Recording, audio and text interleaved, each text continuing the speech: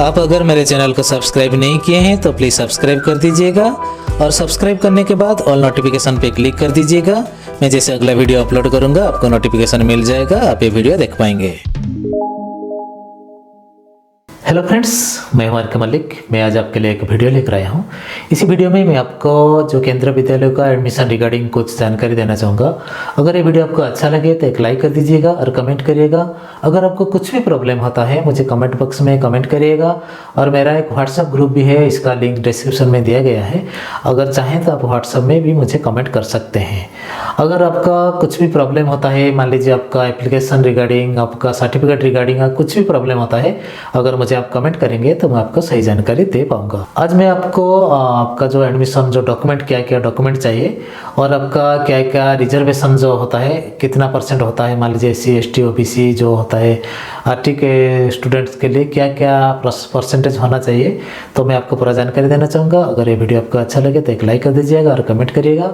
अगर अभी तक मेरे चैनल क्रिएटर रतिकांत को सब्सक्राइब नहीं किए हैं तो प्लीज़ मेरे चैनल को सब्सक्राइब कर दीजिएगा। तो चलिए पहले शुरू कर लेते हैं आज का वीडियो। पहले देखिए, तो आपका पहला जो डॉक्यूमेंट होता है आपका होता है सिंगल गर्ल चाइल्ड का जो सर्टिफिकेट होता है। अगर आपका सिंगल गर्ल चाइल्ड हुआ तो आपका सिंगल गर्ल चाइल्ड का सर्टिफिकेट आप डॉक्टर से ले लीजिएगा, नहीं तो आपको प्रॉब्लम होगा। सिंगल गर्ल चाइल्ड का जो सर्टिफिकेट आप डॉक्टर से पास आपको मिल जाएगा।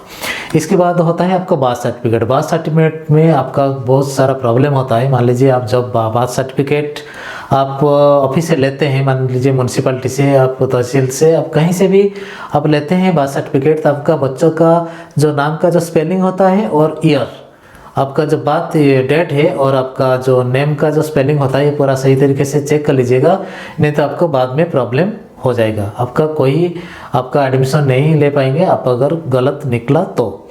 सेकंड में आता है आपका बार्थ सर्टिफिकेट, ये तो आप कलेक्ट कर लीजिएगा। और थर्ड में होता है आपका कास्ट सर्टिफिकेट। मान लीजिए आप SC हुए, ST हुए, OBC हुए। OBC मतलब क्रीमी लेयर, आपका जो लो इनकम में अगर आप होते हैं तो आपका नॉन क्रीमी लेयर कैटेगरी में अगर आप होते हैं तो आपको फैसिलिटी मिल जाएगा। ये कास्ट सर्टिफिकेट आपको कलेक्ट करना पड़ेगा तहसील से या म्यूनसिपैलिटी से। यह आपका जो केंद्र होता है, अभी जो केंद्र सब खोला है वहाँ से भी आप कास्ट सर्टिफिकेट या इनकम सर्टिफिकेट जो भी सर्टिफिकेट आपको ज़रूरत होता है वहाँ से आप कलेक्ट कर लीजिएगा।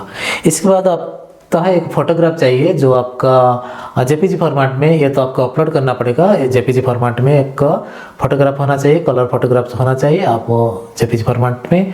और आपका जो साइज़ होता है 256 KB होना चाहिए ये फॉर्मेट का। ऑल सर्टिफिकेट का जितना भी सर्टिफिकेट आप अपलोड करेंगे तो इसका जो साइज़ होता है 256 KB के अंदर होना चाहिए। अगर 256 KB के ज़्यादा होगा तो ये एडमिशन नहीं हो पाएगा, कन्वर्ट करके आपका कम करना पड़ेगा। इसके बाद होता है आपका रेसिडेंशियल सर्टिफिकेट। रेसिडेंशियल सर्टिफिकेट अगर आप अभी से अप्लाई करेंगे तो आपको 1 महीना, ज़्यादा से ज़्यादा 1 महीना लगता है।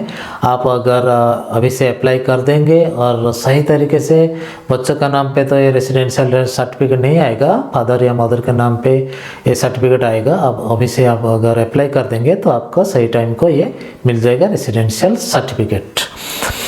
और इसके बाद आता है आपका एक अंडरटेकिंग आपको लिखना पड़ेगा। अगर आप RT कैटेगरी में हुए तो ये अंडरटेकिंग आपको लिखना पड़ेगा।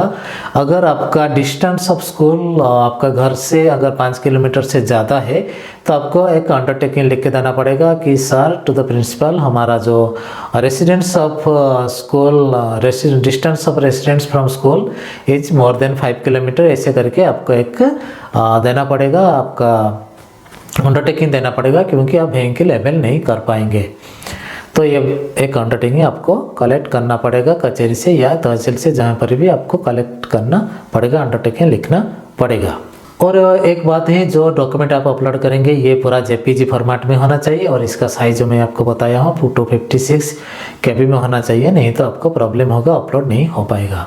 और आप सबका जो डॉक्यूमेंट है डॉक्यूमेंट सारा आपको JPG फॉर्मेट में ये करना चाहिए। और एक आपका वैलिड मोबाइल नंबर चाहिए जो आपका SMS आता है और वैलिडिटी पैक होना चाहिए। और आपका एक ईमेल ID होना चाहिए, नहीं तो आप लॉगिन नहीं कर पाएंगे, एडमिशन समय ये प्रॉब्लम होगा। आपका ईमेल आईडी और एक mobile number, valid email ID और वैलिड मोबाइल नंबर आपको चाहिए ही चाहिए, नहीं तो आपको फॉर्म फिलअप नहीं कर पाएंगे, रजिस्ट्रेशन नहीं कर पाएंगे। पहले आपका रजिस्ट्रेशन करना पड़ेगा, इसके बाद आपको अप्लाई करना पड़ेगा, जो एप्लीकेशन आपको भरना पड़ेगा। अभी मैं जैसे पहले बताया हूँ आपका रिजर्वेशन कैटेगरी में क्या क्या रिजर्वेशन कितना आता है।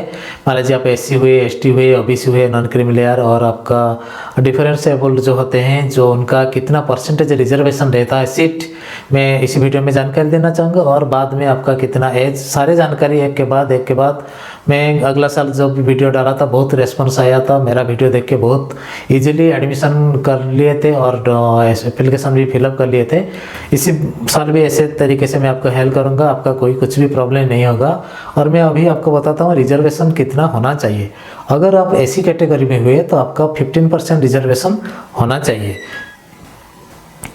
और आप अगर ST कैटेगरी में हुए तो आपका 7.5% रिजर्वेशन, टोटल सीट जितना हुआ है तो आपका 7.5% रिजर्वेशन ST के लिए और 15% होता है आपका SC के लिए। और अगर डिफरेंशिएबल्ड अगर कैंडिडेट हुए, स्टूडेंट हुए, तो आपको उनके लिए 3% रिजर्वेशन आपको अवेल कर पाएंगे। 3% रिजर्वेशन उनके लिए पूरा रहेगा, आपको वहाँ से 3% का लाभ आप उठा पाएंगे अगर डिफरेंशिएबल्ड डिफरेंशिएबल्ड स्टूडेंट हुए तो। और अगर OBC non creamy layer candidate हुए, स्टूडेंट्स हुए, तो उनके लिए आपका 27% रिजर्वेशन आप अवेल कर पाएंगे, क्योंकि जो OBC नॉन क्रीमी लेयर ज़्यादा स्टूडेंट होते हैं इसलिए ज़्यादा रिजर्वेशन है उनके लिए 27%। और आपका अगर इन इकोनॉमिक वीकर जो सेक्शन कैटेगरी होता है EWS इकोनॉमिक वीकर स्टूडेंट्स के लिए, उनके लिए होता है 25% रिजर्वेशन रहता है। टोटल तो 100% होता है, 25% रिजर्वेशन उनके लिए आप अवेल कर पाएंगे, जो रिजर्वेशन जो कैटेगरी होता है। फिर एक बार मैं आपको बता देता हूँ, SC के लिए 15%, ST के लिए 7.5%। अगर आप डिफरेंशिएबल हुए तो आपका 3%। अगर आप OBC नॉन क्रीमी लेयर हुए आपके लिए 27% रिजर्वेशन रहेगा। और अगर आप इकोनॉमिक वीकर EWS कैटेगरी में होते हैं तो आपके लिए 25% रिजर्वेशन रहेगा। तो ये था आज का एक छोटा सा वीडियो। अगर ये वीडियो आपका अच्छा लगा तो एक लाइक कर दीजिए। ऐसे तरीका केंद्रीय विद्यालय का वीडियो देखने के लिए मेरे चैनल को आप सब्सक्राइब कर दीजिए और नोटिफिकेशन को क्लिक कर दीजिए, क्योंकि मैं एक के बाद एक वीडियो लाता रहूँगा केंद्रीय विद्यालय का एडमिशन रिगार्डिंग। बहुत जल्दी एडमिशन शुरू होने वाला है, तो पहले आप अगर डॉक्यूमेंट रेडी कर लेंगे तो आपके लिए अच्छा रहेगा। तो आज के लिए इतना ही। जय जगन्नाथ, जय हिंद।